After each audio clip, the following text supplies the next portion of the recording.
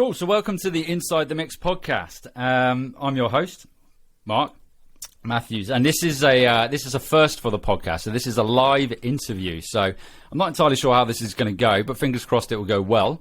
We are at the mercy of technology, but we'll see how it goes. So yeah, in today's episode, I'm joined by Chris Threlfall of ToneSphere Studios and metal bands Dremora and Enscape. And in this episode, we'll be discussing Chris's current musical projects and the designing, building and opening of a recording studio during a pandemic. Hello, Chris. How are you? And thank you for joining me. Hello, Mark. Yeah, I'm very well, thank you. No problem at all. Looking forward to chatting about music and the events that have happened over the last couple of years over here. So yeah, man. I'm all right, thank you. I'm all right. I'm intrigued to see how this goes. As I say, it's the first live podcast episode, so I don't know how many people we're going to have viewing this. So for the listeners listening now on the podcast platforms, retrospectively, this is recorded live. So please do bear with us.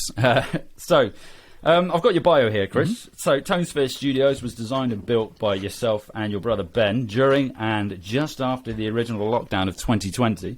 It was made primarily for the use for existing projects, but also geared towards branching out to the public. So we'll circle back to that further on. The idea was to create a dynamic space to use for a wide variety of projects, from recording and mixing to photography, videoing, and ironically, live streaming. So yeah, exciting stuff. Just for our audience listening, where are you joining us from today, Chris? So I am joining you from ToneSphere Studios. We are based around the Taunton area, so just outside of Taunton, in an industrial unit out there. But yes, making use of the live streaming part of the studio this evening rather. Yeah, it's something we'll circle back to later, because I think it's an important part of the music industry now, in particular for live events, with what's happened of late. So just to give the audience a bit of background knowledge, so myself and Chris, I've known Chris for a very long time. We were in a band many moons ago, and if you circle back and listen to, I think it's episode 10 or 11 of the podcast, there's an interview with myself, Chris, and our other good friend and bandmate, shout out to Toby. Yep. And if you want to get a bit more in-depth knowledge and just a general laugh, I strongly suggest going back and listening to that episode, because it is quite good, and you get to learn a bit about my background as well as Chris's. So, what I'd like to start off with, Chris, is just a bit of for our audience, for you to go into your background, so your life before ToneSphere. So, tell us a bit about your musical life. I know it's quite extensive, so I've been there for probably about a third of it. Yeah. So yeah, your musical background, Chris. Let's start with that one. Cool. So I mean, music's always been quite a big part of my life, to be fair. Even from a very young age, always used to listen to Beatles records and mess around on a piano and stuff like that. Not with much kind of musical knowledge taught to me or anything like that, and it was fairly horrific, but it did spark a kind of interest. So ever since then, I've always tried to be involved in mixing kind of projects and stuff like that, even from a secondary school kind of level, and always used to be in bands, what you're going to do at lunchtime, you're going to go and play on the field, you're going to go and play in a band, and stuff like it was that kind of, all our little 30-watt combos sitting up on a table in the music room, just making some noise and playing Metallica and Slayer covers and stuff like that. Yeah. So a lot of it comes from just those kind of early days, and then kind of jumping forward a little bit to where I kind of had to make a choice on what kind of instrument I wanted to play, I think. So I've always been kind of split a little bit between guitar and drums. And there's just always, as I'm sure you're aware, a bigger demand for drummers. Yep. So that was a kind of fell into, do you want to join a band because we really need a drummer? Do you just want to give it a go? And it goes from, you're quite good at tapping on a table, why can't you do that on a drum kit, kind of thing? And it turns out there's quite a big difference between those two situations. But the first band I ever joined was a Queen tribute band. I didn't know that. I did not know that. As a drummer, anyway, it was a friend of mine was a big Queen fan, and we possibly slightly unimaginatively called ourselves King. But so I'd never listened to Queen before I joined that band. How did you not? So I was just there, you know, playing a 4-beat, just like, yeah, this is a Queen song, this is great. Like, years later, I've like, that was such a wasted kind of like opportunity there to actually learn some Queen stuff and really get into the music, because I really love the band now. But yeah, back then it was just I get to get behind a drum kit and play some stuff. That's really cool. And but yeah, from that, like, just a myriad of bands with similar groups of friends until I met yourself and Toby and the rest of Engraved from its original incarnation, and then got very into death metal and you know, the drums that go with that, essentially. And then, yeah, it just kind of snowballed from there and carried on to where we are today, really. So that's, you know, I did like a college course in music, which kind of, I think, helped get me out of just the I play thrash metal and nothing else kind of mindset, which is always a good thing to do. Play a bit of pop and, you know, get all the bangers. But yeah, I think that's circling back to a few things in there. So go back to the 30 watt. I'm fairly certain we jammed with 30 watt amps when we were writing a lot of our stuff. I know. Were they even 30? Remember being? I think they were like 15. Probably not. I remember we were playing in some sort of like almost abandoned attic at the back of your shared house, if I remember rightly. Yes, yeah, we wrote quite a few songs in there, didn't we? We did. We also tried to hack a competition so we could play with Dark Tranquility, if I remember right. Yes, and lost. Yeah, I think we got bored and ended up going to the pub. Quite quickly as well, because we had to reset the router to get a new IP address every time we voted. And then, like, after about 2 hours of just doing that and everyone getting really annoyed, we were like, should we just go to the pub and, like, just say someone else out-hacked us? That sounds about right. And it's interesting you mentioned about Queen there and not actually listen to Queen, because for the audience listening now, after a few drinks, generally Chris is quite inclined to putting on Queen in the early hours, much to the bereft of his neighbours. Well, they had it coming. But no. Yeah, they did. I'm sure they're not listening, but we won't go into details on them. But so quite an extensive musical background, and just echoing what Chris said then. So we were in a band called Engraved Disillusion, which was a heavy metal band turned into a metal band, death metal at one point, various incarnations, probably over the course of about 10 years. I will put links to that in the episode show notes, so you can go and check that out. So I'm sure for the audience listening, if you listen to my music, it's quite different to heavy metal. But I think echoing what you said there, Chris, about coming and having that sort of musicianship of experience in different genres, I don't know about you, but I think it does make you a more creative individual, and I think it opens. You're more open to musical styles and musical ideas, and I think it helps your songwriting. Yeah, I think that openness is what if you learn nothing else, that's probably the most important thing from being exposed to, like, even, you know, some of the most generic songs, you know, like the Bon Jovis and the Europes and the stuff like that you inevitably end up playing at college shows sometimes. Just kind of makes you delve into that world a little bit more and have a bit of appreciation to where some of these other things came from. And then, you can apply that later on. And you think, well, what could I get into the music that I currently play to make it sound different or sound better or take it in a different direction and stuff like that. So yeah, that's definitely like a big part of it, I'd say. Yeah, definitely. And I think just before I go on to the next point, actually, which is quite a poignant one, I just want to delve into the stats for this current live episode. Exciting times. We have 5 viewers, wow. Which is 5 more than I thought we were going to get. Which is amazing. I've got 5 screens open on different devices here, so I've got a farm going on. Farming out IP addresses. So I'm just going to say hello to Emily, Lawrence, Rod, and Jamie. Thank you for joining us on this inaugural Inside the Mix podcast, episode 6. That's a number, Lawrence. Well done. Okay.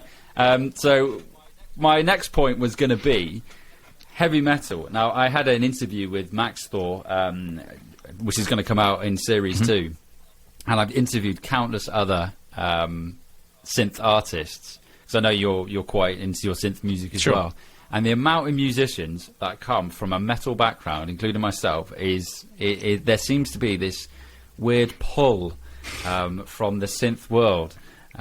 Godfather 3S that sort of draws you in. Yeah. Can you think of any reason why that might be? Why there might be a transition from metal to synth music? So, I mean, as I said to you the other day, I did do an Inside the Mix binge and listen to all of the episodes like in short order. And yeah, I did pick up that a lot. There was a lot of people from a metal background, or at least, you know, a rock or punk or that kind of guitar-driven music background that went into it. And I think it's probably just because they're so compatible. If you think about, like, you know, the pop music and stuff like that, I mean, it's all keyboard-based. Like, a lot of the time, it's written on piano and then it's transposed onto other mediums and stuff like that. And I think that it's very easy to go from, like, piano and guitar are very kind of intermingled together, like, in the world of pop and in the world of metal. I mean, you think about, like, how symphonic music and metal paired together so well, and that's got a very big following, and, like, it's almost like a follow-on from classical music, the way some of it's composed a lot of the time. I think like synth-based music has done something similar. So there's lots and lots of bands already in like the metal genre that have done it for years. You know, and it's becoming a lot more popular now, obviously, with how like synth music is starting to come, like, really to the forefront of music again, with bands, you know, just Beast in Black, Battle Beast, you know, those kinds of, you know, metal, poppy, Amaranth, like. And I think it is just, you can take the metal aspects of it and you can put them onto different instruments, and then all of a sudden you're like, oh, we can strip that back, and that melody doesn't have to be like a big guitar harmony. It can be like a synth line that's a lot more chilled out. And I think a lot of it's because it's so much easier to kind of do on your own as well. And another thing that was quite prevalent throughout the podcast was a lot of people kind of started doing it over lockdown. And I can totally see why, because you've got that collaborative kind of aspect taken away from you that's out of your control. But being like creative people, you just want to carry on doing it, and having access to things like synths and DAW programs and stuff like that. I mean, I've been lost in a synth library for days. And you're just, it's easily done. You just get stuck in, and then you think, oh, that sounds good, and that sounds good, and right, we'll get some drum loops and put behind that, and you can totally see how that would kind of naturally kind of happen in like a musician's mind. But again, it's just down to that compatibility between the two genres, I think. Like, when they do get married together, they work so well. And it's easy to kind of go in one side as a metal musician, meld it together, and then come out the other side as a synth kind of musician. It's I can totally see that transition. Yeah, I totally echo what you said there, and it makes perfect sense. And I think specifically from my own perspective as well, when you mentioned there about like being the master of your own destiny, so you're no longer in that. There's pros and cons to each approach. I mean, you're working in a solitary environment, working on your own music. Which is great because you can do it at your own leisure, unless you've got deadlines from a label, etc. But I suppose on the flip side, you don't have that input from 4 other members. But then again, you're not having to appease 4 other people. So it's quite nice, and it is a product of the pandemic as well, and the accessibility of technology. But I also think as well, when you come to like sonic textures as well, because I remember being in a band and stuff, and we were always like, oh man, this track's going to be really heavy. We're going to make it as heavy as possible. All right, and I think the great thing about synth music is, in particular, is you can take your sonic palette and make it whatever you want it to be, and you can emulate those really heavy sounds and those heavy textures using synths. And the technology is just so accessible. I mean, I've got one keyboard, extended MIDI keyboard, and the rest of it is just total digital, and that is the beauty of technology. And it's exciting because every week I'm finding more and more synth artists just appear. And they're putting out the music they're putting out is amazing, and a lot of the time they're just starting from the ground up, and it's really interesting. And like you say, when you go back through the podcast and you listen to the influences and the way people are moving over to synth music, and I think it's just because because of its accessibility and also the community that exists within it as well. It's an amazing thing. So once again, thanks for that, Chris. I'm just going to dive over to the live. No, nothing's happened there. But there you go. It's one of those things. So for the audience listening, retrospectively once again on the podcast, this is live if you've just joined at this point. And it is a new part of the podcast that we're going to be doing every now and again. And at the moment, we've got 4 viewers. Hopefully, that will improve. So what we're going to do now, Chris, is I'm going to give you the opportunity just to plug your 2 bands that you're part of. You can start with either one. I don't mind. In fact, I'll make that decision for you. It makes it nice and easy. That way, you're not showing bias. Yeah. So we'll start with Dremora. Give our audience a bit of a description of that particular band. So Dremora is a band that I joined in 2018, I think. So it's been a little while. We've had our ups and downs. Just the pandemic kind of knocked us out a little bit, but we're just kind of coming back again now with stuff. But essentially that was a kind of, like I was saying earlier about the symphonic side of things, that was a very much geared towards being like a kind of symphonic but melodic metal band. We wanted to get as much kind of strings and symphonic backgrounds and stuff like that in there as possible. But interestingly, tying it in, more recently, more and more synth has started to appear in the music. It's never a bad thing. So we're definitely towing the line between symphonic and synthesizers, and it's definitely something that has just popped into our heads as well, like naturally. Like there wasn't even much kind of outside influence in that necessarily, but it was just like, oh, let's make this sound like Blade Runner. And then the synths come out. Yes. So definitely. Yeah, that's a local band to this area, so they have a stake in the studio as well, so they come in and we practice here, we record here.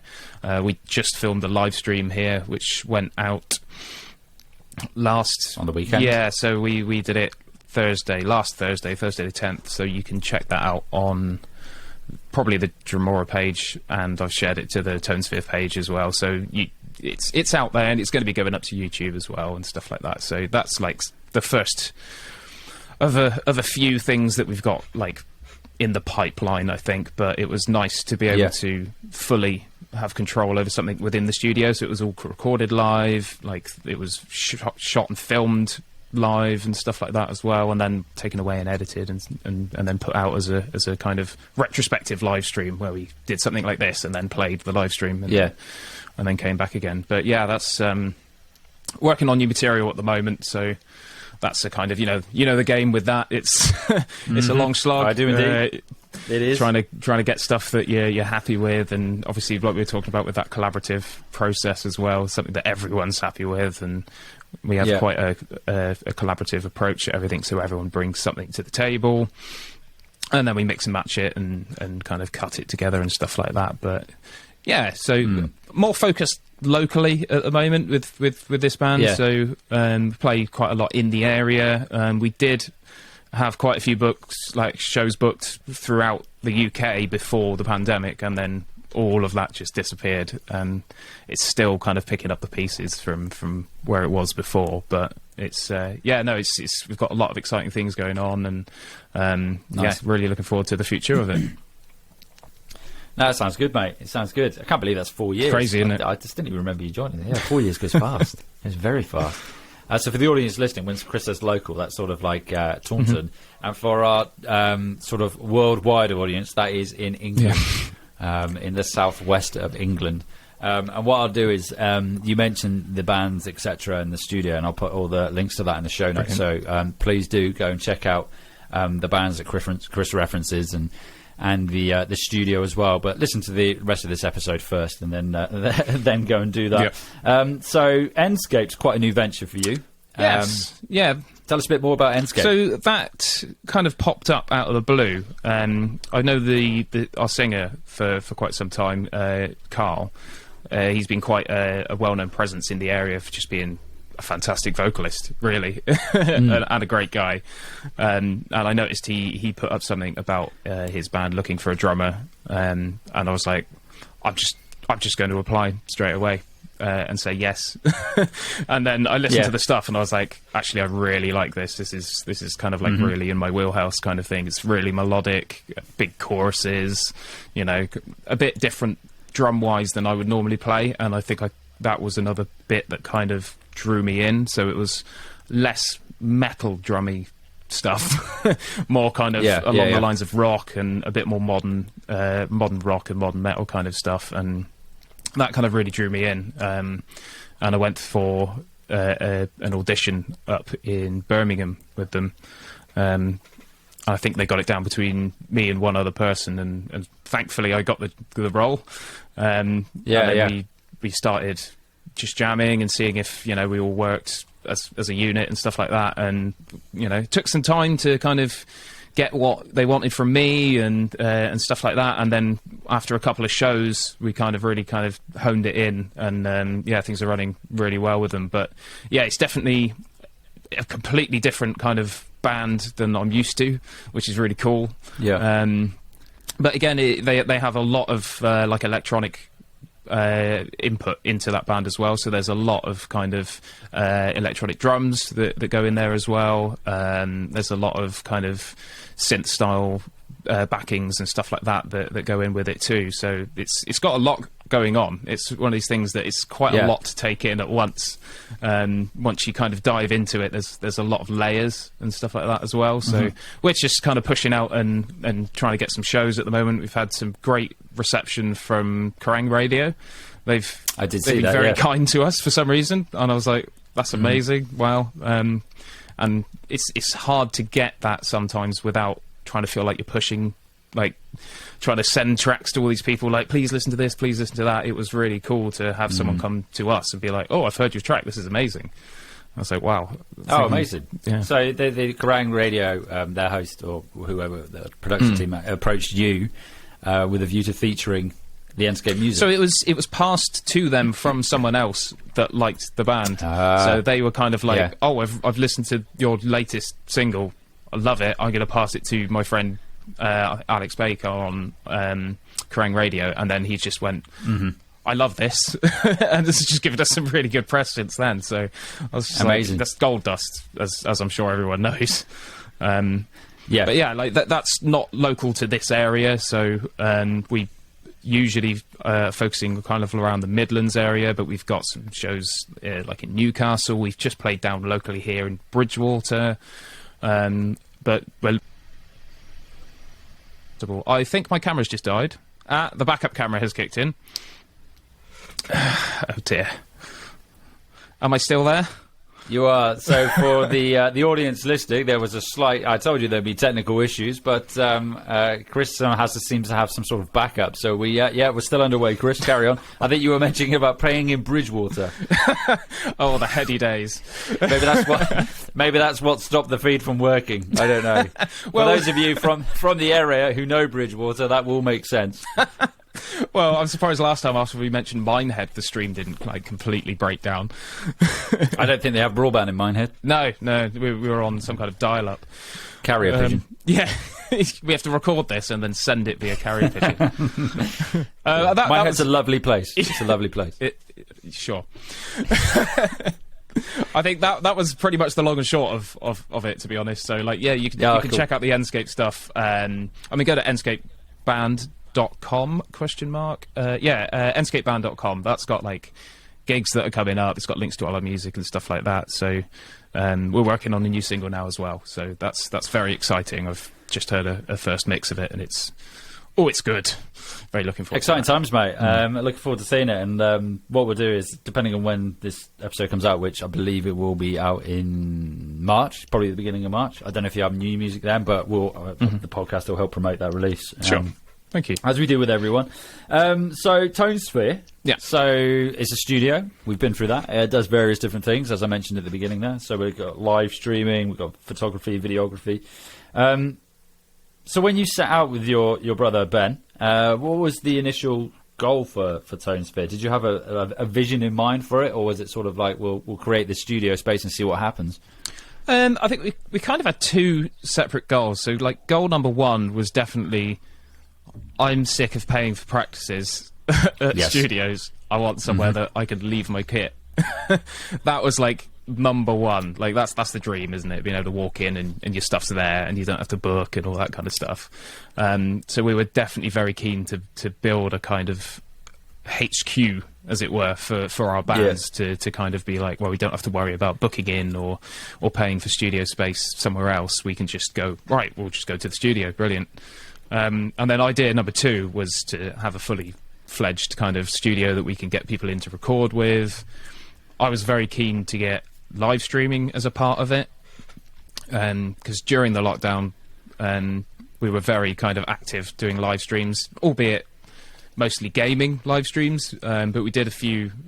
Well, I should probably say I had the studio set up in my living room before we moved and built this place. So as you'll remember from coming over, it was an absolute mess, and just had piles and piles of gear everywhere and webcams and all that kind of stuff. So it wasn't an ideal situation there, but we kind of had the equipment that we could use already, but it was just not in a space that was anywhere near good enough for recording or using in. So it was definitely born out of wanting to make our own lives a bit easier and have a place that we can kind of experiment with sounds and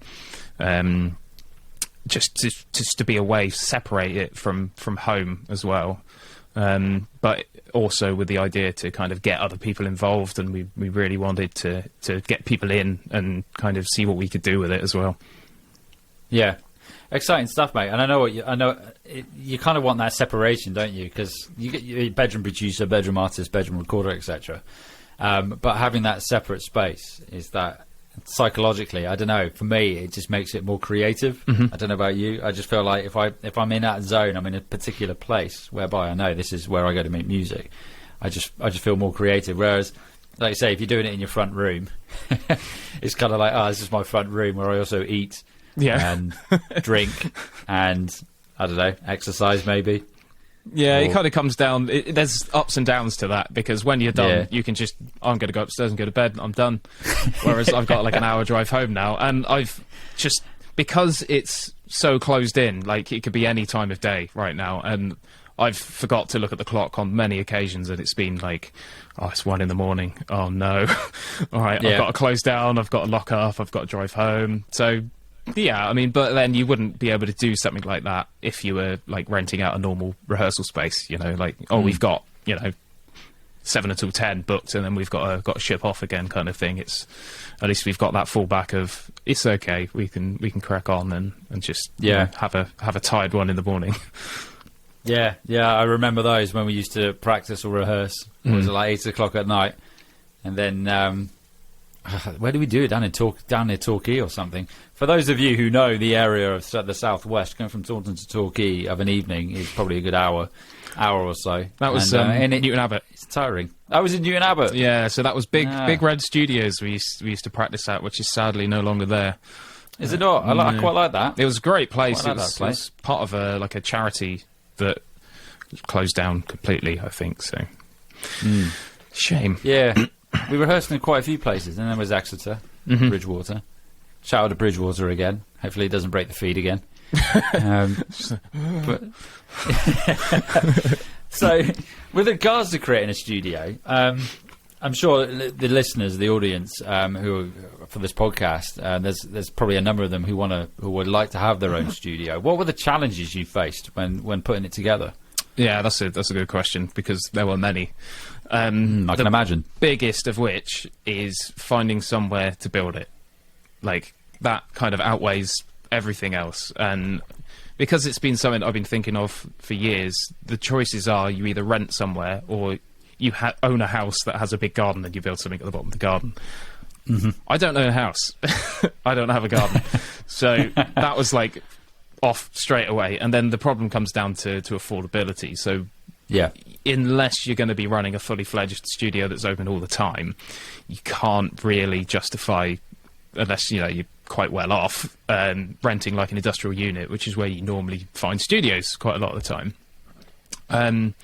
But where I work is in an industrial estate, and we had an office spare at the bottom of our complex that couldn't be rented out for noise-based reasons, as there's quite a lot of other noisy businesses in the area. So I had on the off chance, I had a word with my boss at the time, and I was just like, what are we doing with this office down at the bottom? It's quite, seems quite large, and, I could probably do something really cool with it. And he was like, oh yeah, no, this is how much I'd rent it out with, and it was very reasonable. And that kind of sparked the idea of like, so I think me and Ben sat down and we were like, how much does each of our bands spend on practices, assuming that we practice once a week? So we kind of did the maths, and it was not much less than the rent. So we were like, well, there's a no-brainer straight away. Like, if we could just, even if it's just in an empty office space, it's our office space. We can lock the door, we can leave gear in here and stuff like that. And then lockdown happened.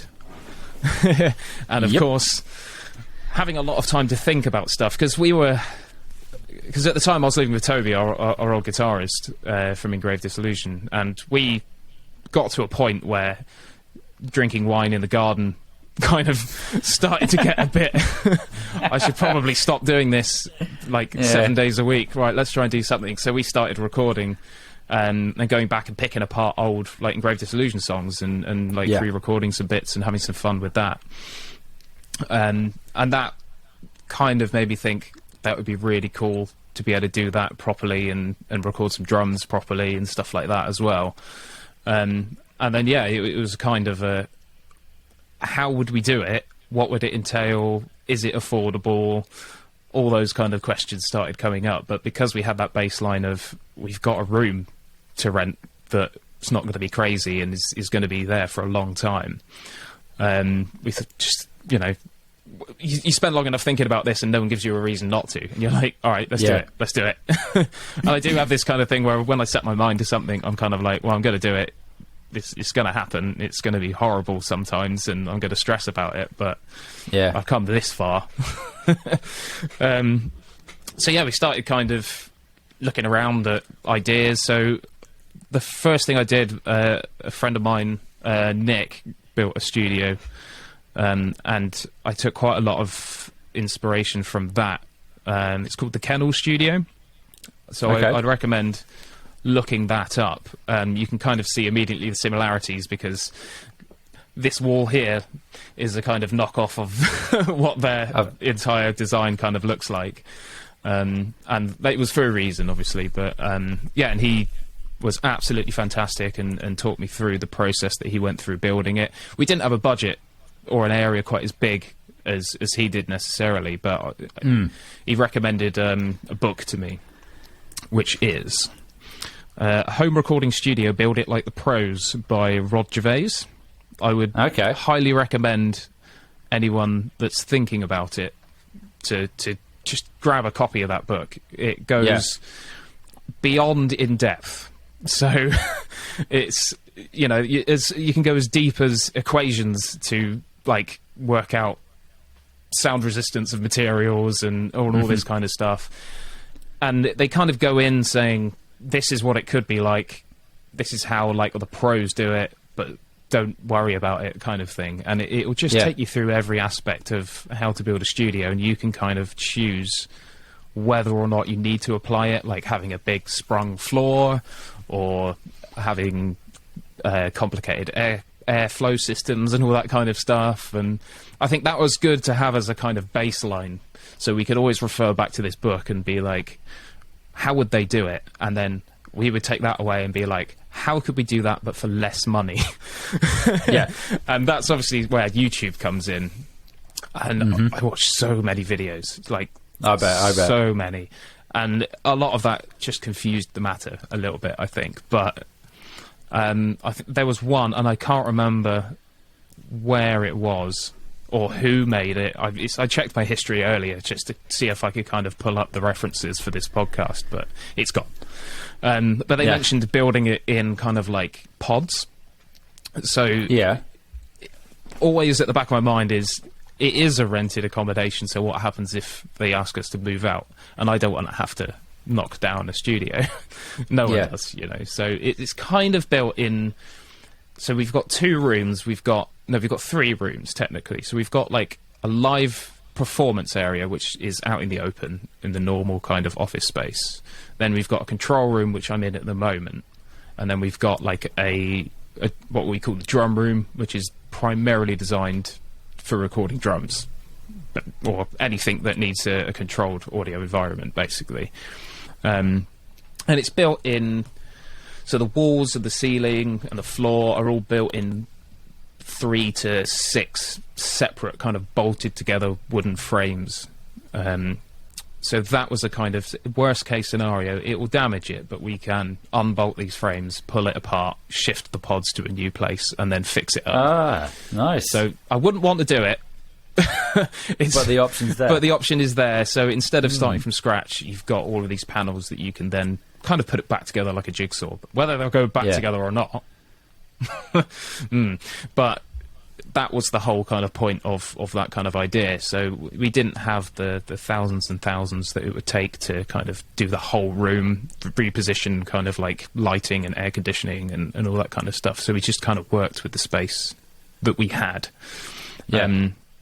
And then it was very difficult working on the budget, because there was a lot. We went in having no idea what we were doing, basically. So we were learning as we were going by referencing people that we knew that had done it, and like the book and stuff like that. So, but it came in less than we were expecting. So it was kind of like no, that is actually doable if we spread it out over some time and we don't like rush everything together. And I think a big part of it was we had a lot of equipment already. So like we didn't have to go out and buy studio monitors or a big PC or a mixing console or anything like that, because we had that equipment in the house. So it was kind of like, well, that would just go over there and we'll build a room around it kind of thing. So that was...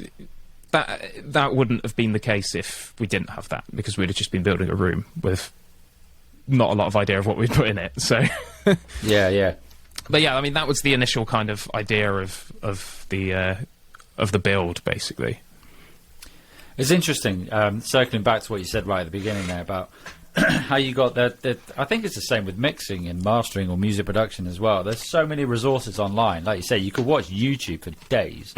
And you could just get overwhelmed with the sources of information telling you how to do X, Y, Z. And I think also circling back to what you said about like you just had a vision in mind and you just went for it. And I think it's quite easy to get put off by, am I going to do it right? Is it going to fall within budget? Do I know what I'm doing? And I think sometimes you just got to take that risk. Yes. Is it? I mean, I'm going to come back to another question in a minute. Is it a risk that you would do again? I think it is. Like, it's hard to say that, considering we have this now. Yeah. I don't want it anymore. Yeah, I'll give it back. I'm done. Yeah. Yeah. But, yeah, like, it depends on the situation as well. It was the right time to do it because, like, I think we were lucky enough. I mean, I say we.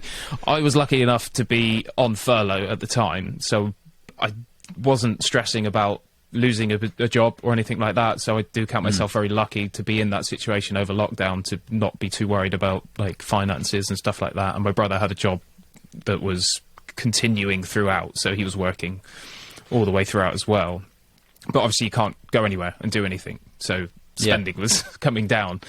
So it was kind of like, right, over these like few months, let's put some stuff back, let's make some plans, and it was kind of, I'm not sure if that would ever happen again in a like a normal situation. I think we just got very lucky with all the different aspects just came together at kind of like the right time, and we were like, for the first time in a long time, we're not like, oh no, but I have to spend this huge thing next month. Like, I don't think we had any big like studio. I'd just come out of the studio from recording an album a few months prior to that with a different band, so we didn't have like huge expenses coming up, and I think Ben was in a similar or slightly different thing. So it wasn't kind of like, no, I've paid all this money to go into promotion and PR and all this kind of stuff. It was like, we can't gig, right, let's do something kind of thing.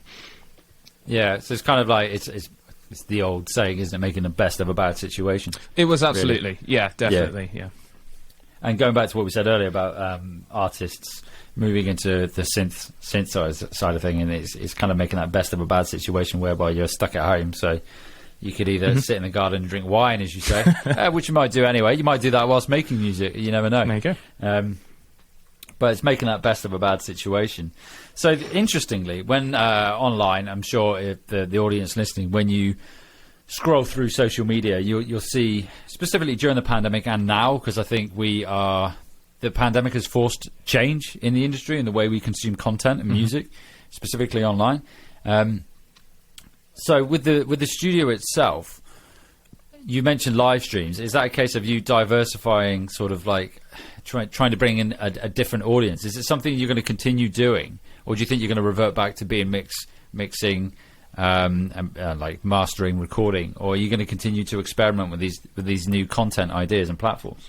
Definitely continue. Yeah, it's a lot of work. Sometimes you don't quite realise how much goes on behind the scenes in a lot of these, but it's. We recently did a 2-day live stream for the charity Mind, which is like a mental health charity in the UK. I don't know if they're international, but they're definitely in the UK. And that was another case of me having an idea and saying, we're doing it, with not really much else to go on. But the way I built the studio was to have the ability to like send video here, there, and everywhere. And another key factor was that we had a fairly good internet connection here, which I think a lot. I mean, maybe it's different now, but historically that wasn't the case at rehearsal rooms. Like, you were lucky if you got Wi-Fi, let alone real good, reliable Wi-Fi. So, I mean, I've seen since, obviously being knowledgeable of the kind of thing I want to do and the kind of thing that we do here, I've seen other studios with similar and, you know, much more extravagant setups. But at the time it was kind of like, I don't really see anything similar to that around at the moment, especially not on like a fairly small scale. But yeah, we just kind of jumped into that two-day live stream. We managed to get 7 acoustic acts interested, Carl the singer from Enscape being one of them, who very kindly closed the entire live stream for us with a crazy performance. It was so good. It's actually probably due to be released very soon on the ToneSphere page, if not this evening. I can't remember, but it's coming up soon. And so definitely check that one out, as well as the historic performances are all up there as well, so they're all they've all been posted and stuff as well. But yeah, no, that went really well, and a friend of mine, Emily, helped out as well, who was tuned in earlier and we know very well, and helped host it and run it, and brought some of her kind of like really cool streaming equipment and her knowledge of streaming as well, and we really managed to kind of knock it out of the park as far as the stream was concerned, and we were really happy with how it went, and it was very exciting, and it felt like that was the weird thing. It felt like a show, like an actual kind of live show. I mean, I know there are not many people. I mean, because we had people come in to play, and there was quite a few of them, we had like a green room downstairs, and there was a big screen down there where people were watching the stream live and, you know, having a cup of tea and some donuts and stuff at the same time as well. But it really felt like there was a connection between like the people posting in the chat and donating to charity at the same time, and the people performing, and it was just a very odd kind of, but good, like feeling and situation that you don't really come across, or if you haven't run a live stream or performed on one, you wouldn't necessarily pick up on. I suppose watching it as well, if you feel that was my whole point of wanting it to be live, so rather than doing pre-records all the time, which is fun as well because you can do more with, but if it is actually live, you've got that instant kind of feedback from people that are watching. And once you get a bit of back and forth on it, I mean, that's why Twitch streamers are massive. It's just that community, that conversation, back and forth kind of thing that people really enjoy. So it's a nice aspect to bring to music, and we got people tuning in from all over the world. So there was people's families watching from like Canada, and there's people from America, and obviously a lot from the UK and stuff as well. So that was like, they're never going to come to your show down the local pub, or you know, but that just lets you reach kind of like a completely different kind of audience, I think. Yeah, I totally agree, and it's a very good segue for me to now go and check our audience of 3 people now. So it has gone down, but you are 3 very valued people. Just a message from Jamie. Yeah, great charity. It is a fantastic charity. And Emily as well. Fun live stream. I didn't realise that Emily was involved in hosting it as well. Yeah, she came along for day 1, and Ben came along for day 2. So we kind of split the workload. I was obviously there for both days. Yes. Can't get out of it. Yeah. But no, it was great to have Emily down there, and yeah, it was just a really fun weekend, and I'm definitely going to be doing a minimum of like 1 a year for charity. Might do something else again in the summer, but it's just trying to fit it in and see if there's a want for it and stuff like that. And I love doing it for charity, but you can't do it every week for charity, if you see what I mean. Yeah. Like, I definitely want to do like a big charity event every year or twice a year. I'm just trying to kind of figure out, is there a different way where we can get people to be interested and donate to like the performers and stuff like that. It's a tricky bridge to cross, really.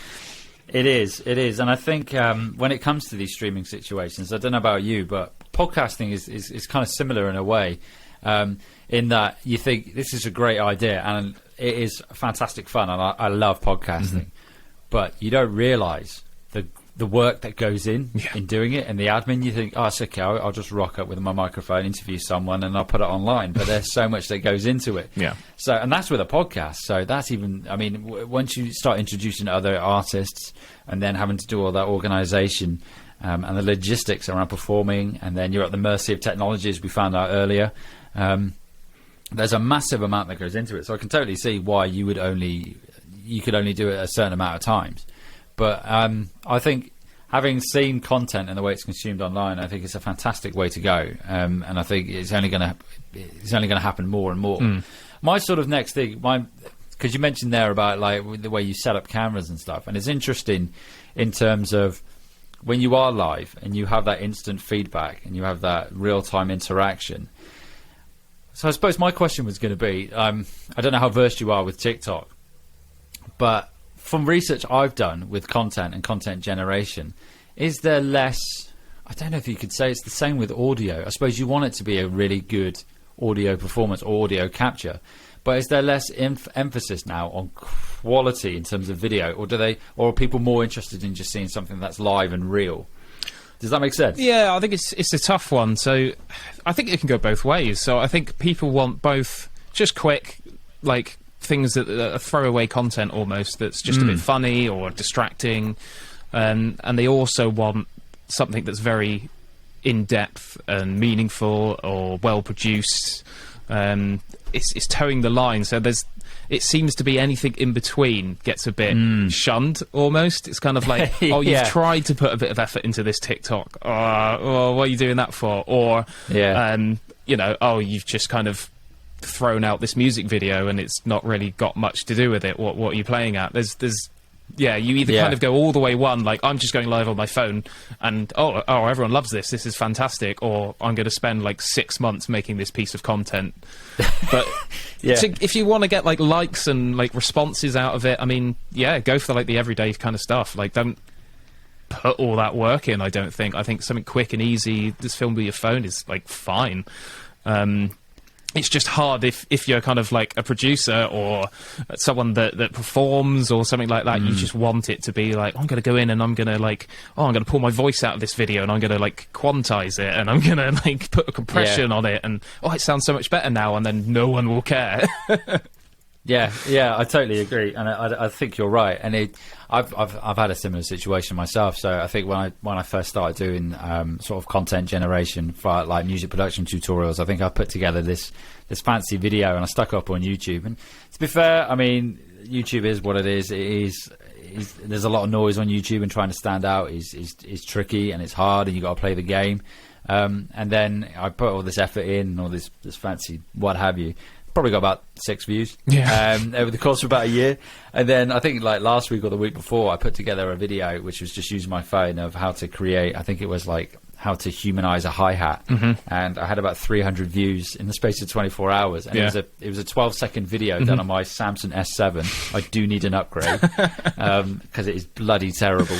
But yeah, it just goes, and I think it's also, I think you could spend hours talking about content and content generation and what works, what doesn't work, and what you need to do and stuff. And there's no set formula, is there? It's very you can go down a rabbit hole. Yeah, exactly. I think it's choosing between what you're going to advertise and what you're going to put out. I think if you're going to advertise something, that's where you want to spend the time, like putting in the work and the money and stuff. But from the day to day, you're not going to be putting out a fully produced edited video every day unless you're like big time. Even if you're big time, you're probably not.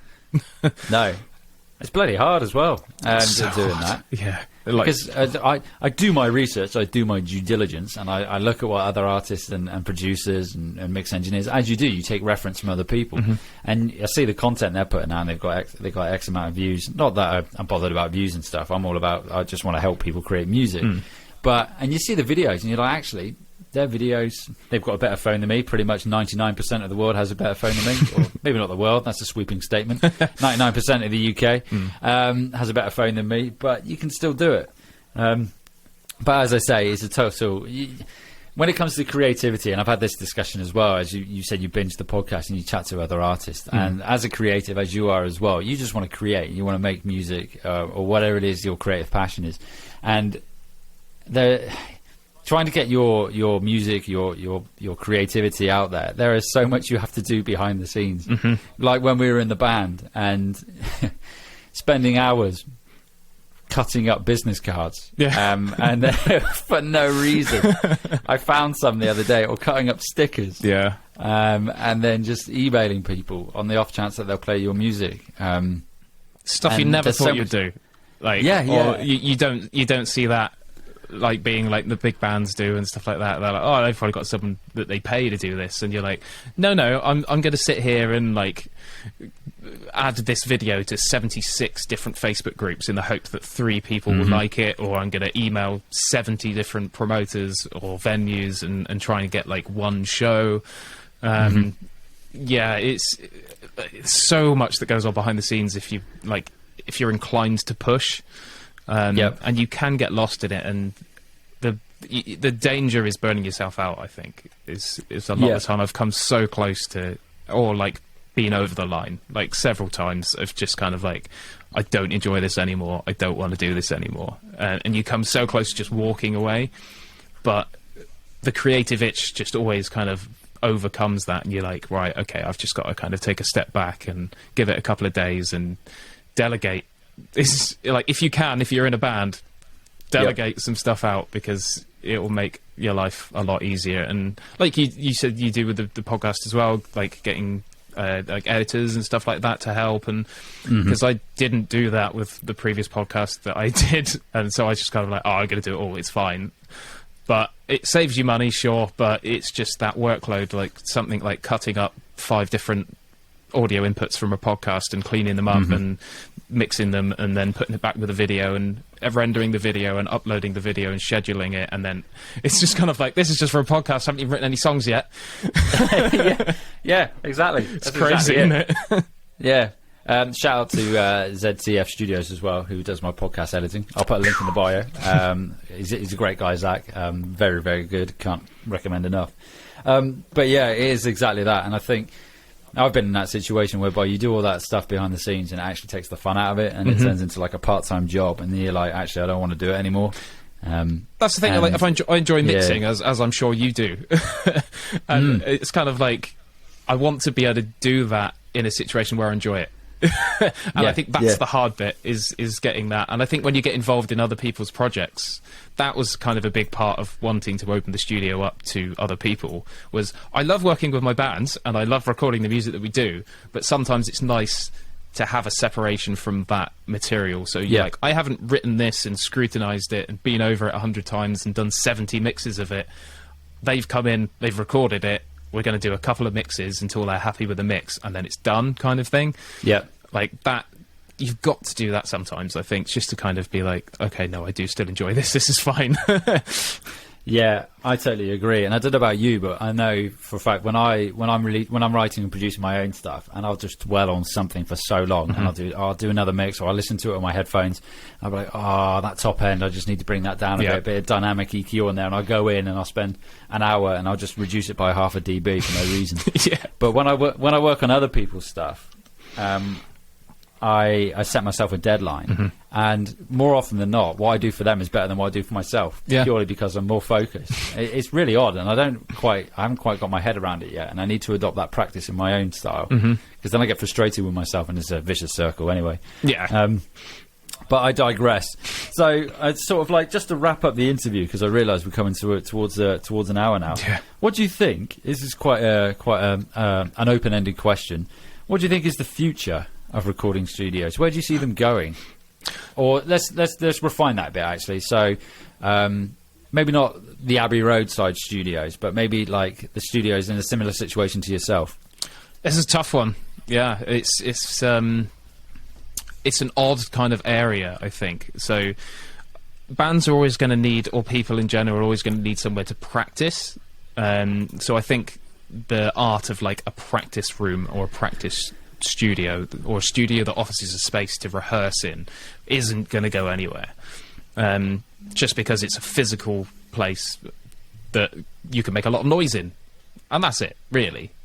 In terms of the studio side of it, I think more and more people are producing in a bedroom, and the tools to allow you to do it are getting better and better, and things like drum machine programs, like Get Good Drums, etc., are becoming so good and so like widely used that people kind of are accepting that, why do you need to go and record drums, or why do you need to go and put a Mesa cab in a room and mic it up and record it when you've got like a neural DSP kind of plug-in that kind of does it for you and stuff like that. And yeah, so it's not necessarily a growing business, I would say.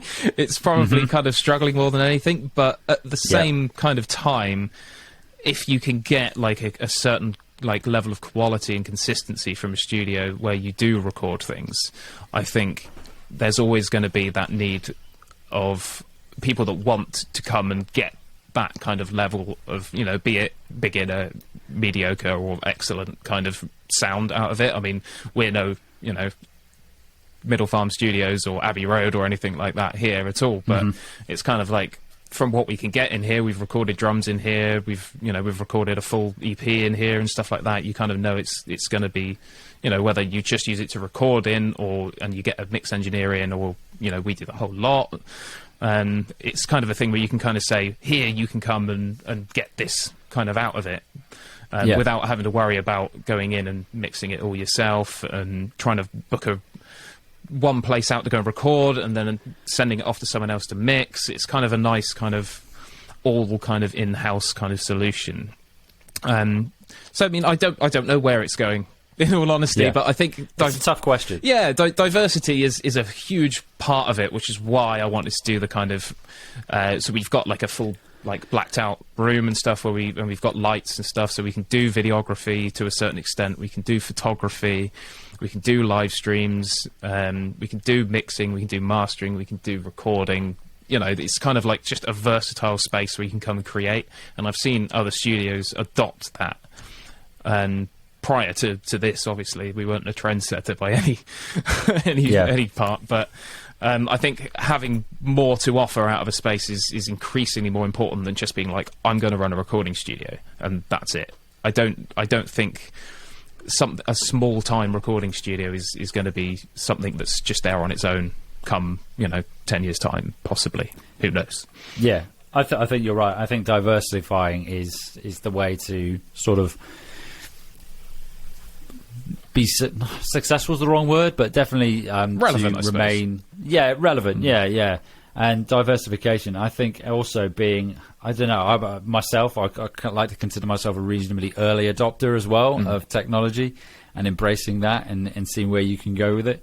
But as you say, it because of what people are able to do at home now, it does not negate the need for a studio, but on the flip side to that, there is that studio experience, like we've been in the studio, and having that studio experience as a band, as a collective, or as an artist as well, is something that you'd pay for just to have the experience, I think. And I think that's for that reason, there will always be music studios. 100%. There will always be mix, mastering engineers that you send music off to because you want to get that particular sound, or you want to get those particular set of ears on your work, or you just want to have that experience. Yeah, it's about what we were saying earlier as well, about the separation as well. So you've kind of spent all this time making this music, and maybe even doing pre-production and all that kind of stuff for it. Going into a room as a collective, knowing that your only job is to play that music, is very refreshing. Like, it's worrying, and you're like stressing about it. Like, going into last time I was in the studio, recorded a 13-track album, so I was like, I've got to come in and play a lot of drums over the next few days, and it's just like, how am I going to remember it, or how am I going to do it? Oh, okay.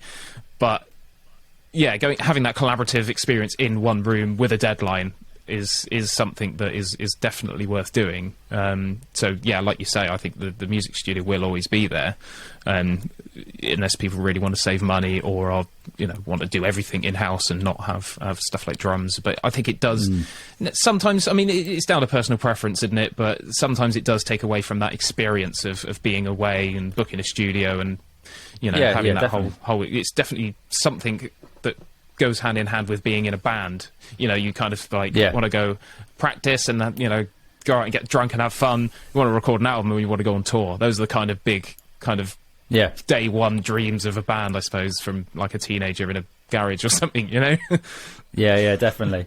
And I think having done that as we did for those 2 weeks. Where were we? 2 weeks in? Oh, it was just outside London, wasn't it? I can't remember where. Bracknell. That was it, Bracknell. Yeah. And we terrorised the whole campsite for 2 weeks. Yeah. Threw someone in the lake, sellotaped someone to the ceiling. Yeah. Had a fire. Had a few fires. Turns out you're not allowed fires on the campsite, which I don't necessarily agree with. We did anyway. I'm fairly certain there was at one point a sofa was going to go in the lake. That was there was a key change in the song, and for some reason we decided that was a cue to throw a sofa in the lake. There is never a better reason to throw a sofa in the lake than a key change, and I'm fairly certain it was a Michael Bolton key change. Yeah. Fairly certain that makes sense. It probably was. Yeah. Circling back there, just before we finish up now, you mentioned about videography and the black screen and the black curtain and whatnot. It just reminded me now of this is for the audience now. If you go check out Engraved Disillusion Into Oblivion, and it reminded me of a music video we shot in a storage container in Weston-super-Mare. Yeah. Yeah. Go watch that video and let us know what you think. It was an experience. We were very hungover. And interesting fact, the two black pieces of material I have on my ceiling are from that very shoot. No way, are they really? They've survived this long. Yeah, absolutely. So I've got like curtains that go all the way around the side of the room, but I had to put something across the roof tiles. It's from that video. Really? Yeah. It's an interesting video. If you do watch that video on YouTube, for those listening, so that's Engraved Disillusion Into Oblivion. I'll tell you what, I'm going to put this in the show notes. I just want you to leave a comment on there saying that I sent you, or Chris and I have sent you from the Inside the Mix podcast, because I'll be interested to see how that translates. So just before we finish up, I'm going to just jump over. So for the audience, if you've just joined on your podcast platform of choice, halfway through, this is a live podcast. So I'm just going to go over to Facebook now and see our 3 viewers. 3 viewers. So it's quality over quantity, might I add. And I just want to say a big thank you to Emily, Lawrence, Rod, Jamie, Ryan, aka Taggart, a Scottish detective, for joining us and supporting this live stream. And it's been good. I mean, we had one technical issue which we overcame like absolute troopers, my ad. I blame Bridgewater, but there we go. So whilst we wrap up now, so Chris, big thank you. So where can our audience find you online? So the studio, where can we find you online? So the studio is ToneSphere Studios. So if you type that in, that should come up on most social media platforms. So Facebook is ToneSphere Studios, Instagram is ToneSphere Studios, Twitter is ToneSphere Live, YouTube is kind of coming soon because I haven't got quite there yet, and also we're ToneSphere on Twitch. So when we do live streams, we multicast to Facebook, YouTube, and Twitch at the same time, so you can kind of catch it wherever. I don't know when the next one's coming up, but there will be one. Ace. Yeah. What I'll do is I'll put links, as I always do, to all these references in the episode description. So, Chris, a big thank you for spending the time with me this afternoon. It's been great chatting about the studio. It's not a conversation I've had with any other interviewees, so I think the audience are going to get a lot out of this. And I think the key thing is if you want to create a studio, just do it. Just give it a go and see what happens. But don't come back to me with a lawsuit saying I told you to do it, all right, if it doesn't work out. Absolutely. But give it a go nonetheless. So, yeah, really, really good. I think our audience are going to get a lot out of this. And, yeah, big thank you for joining me today. Yeah, no, thanks for having me. I'm looking forward to listening to season 2. So it's good to be part of it as well.